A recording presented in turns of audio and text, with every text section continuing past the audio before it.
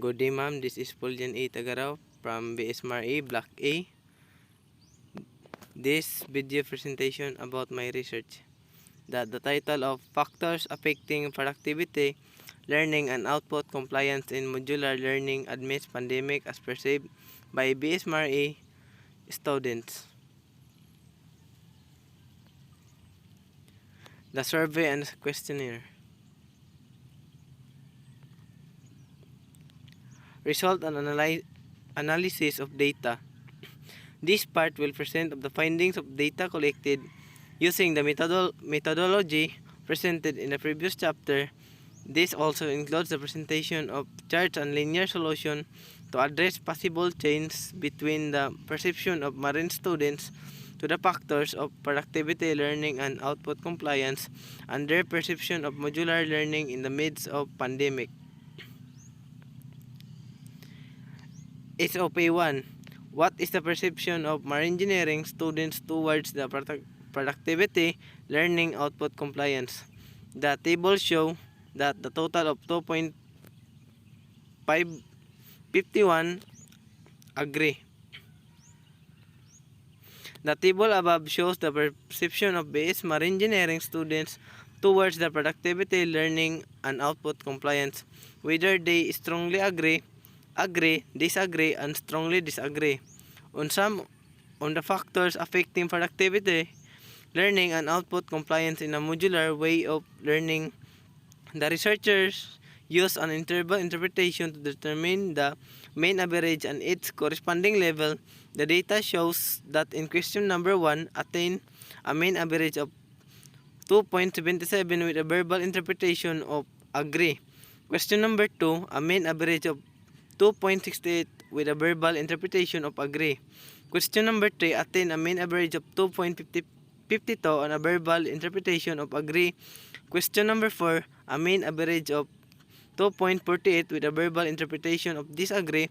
Question number 5, attain a mean average of 2.11 and verbal interpretation of disagree, and a total mean average is 2.512 with a verbal interpretation of agree.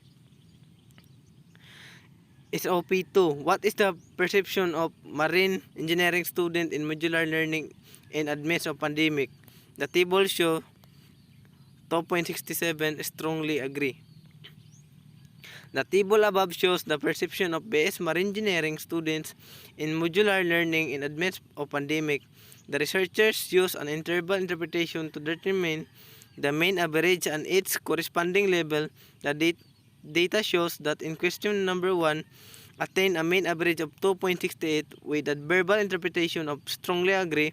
Question number 2, a mean average of 2.72 with a verbal interpretation of strongly agree. Question number 3, attain a mean average of 2.66 and a verbal interpretation of strongly disagree. Question number 4, a mean average of 2.65 with a verbal interpretation of strongly agree. Question number 5, attain a mean average of 2.62 and a verbal interpretation of strongly agree, and a total mean average is 2.67 with a verbal interpretation of strongly agree. SOP3, is there a significant effect between the factors affecting productivity, learning, and output compliance in modular learning amidst pandemic as perceived by BS Marine students? The table show calculation of summary. The sum of x is equal 140.3. The sum of y is equals 136.3. So the total mean of x is equal 2.512. Mean y is equal 2.67. Correlation value is equal to 0.59. The data above shows the sum of variable x, which is the perception of BS Marine Engineering student to productivity, learning, and output compliance, is 140.3 with a mean of 2.512, while variable y represent the perception of BS Marine Engineering students to modular learning is to amidst of pandemic, which get a sum of 136.3 with a mean score of 2.67 using standard deviation. The researchers come up with a sum of squares of value of 8.90 and sum of products of 5.30, and using the person's correlational coefficient analysis, the researchers got a regression or a correlation value of 0.59, which means moderately strong correlation in the rule of thumb. Summary and findings. This chapter presents the summary of the research survey conducted by SMAR engineering students and the calculation drawn with the support findings and the recommendations made by the researchers. SOP1. What is the perception of maritime engineering students towards the productivity, learning, and output compliance?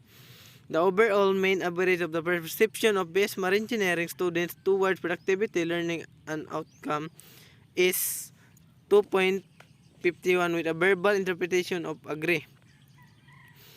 SOP2. What is the perception of maritime engineering students in modular learning in the midst of pandemic? The overall main average of perception of BS Marine Engineering students in modular learning amidst of pandemic is 2.67 with a verbal interpretation of strongly agree. SOP3. Is there a significant effect between the factors affecting productivity, learning, and output compliance in modular learning amidst pandemic as perceived by BS Marine students? Using the person's correlation coefficient analysis, the researchers got a regression of correlational value of 0.59, which means moderately strong correlation in the rule of thumb. Conclusion. Based on the indicated findings, the following conclusions are drawn.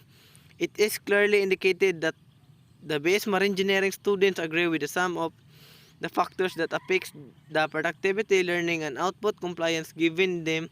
Based on the data being presented shows that marine students are compatible or in favor with some of the factors affecting their performance and compliance in learning, wherein it helps them to learn better and succor for their future circumstances. BS Marine Engineering students strongly agree with the modular-based learning in the midst of pandemic, since the widespread of COVID-19 cases is uncontrollable, and the only thing that we need to do is follow protocols implemented by the government, which includes no face-to-face learning, and for as much as we should learn on the possible methods. Recommendations. Instructors should provide some learning strategies that might help students to understand and be able to do their performance tasks or activities in good term, and for them to learn and gain more knowledge on that. The higher education institutions should develop a more elastic learning system so that the students may be responsive on their studies and proactive gauge can be established in that way that can still avail and gain the knowledge and learning they wanted to learn in accordance to their program, and also for them to cap up more in a productive way.